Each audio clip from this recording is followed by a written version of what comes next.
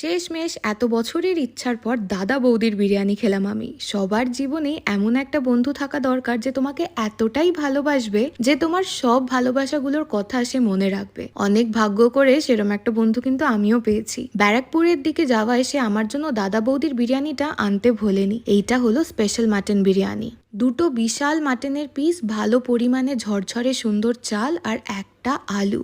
ডিমটা খালি নেই, যেটা কলকাতার বিরিয়ানিতে আমি দেখে অভ্যস্ত। সাথে যেই ধনেপাতা লঙ্কা বাটার চাটনিটা দিয়েছিল, এটা বেশ নতুনত্ব আমার জন্য। সাধারণত এই চাটনিটা শুধু কাবাব জাতীয় জিনিসের সাথেই দেয়। অনেকেই আমাকে জিজ্ঞেস করেছে যে কোনটা বেটার, দাদা বৌদি না আরসালান। সত্যি বলতে গেলে স্বাদের একটু তফাৎ থাকলেও দুটোই খেতে খুবই ভালো। তবে হ্যাঁ, দাদা বৌদির মাটন বিরিয়ানিতে মাটনের পিসের যা সাইজ, সেইটা আমি আজ পর্যন্ত কোনো বিরিয়ানিতে দেখিনি। ব্যারাকপুরের দিকে কোনোদিন গেলে দাদা বৌদি থেকে বিরিয়ানি আমি আবার অবশ্যই খাচ্ছি।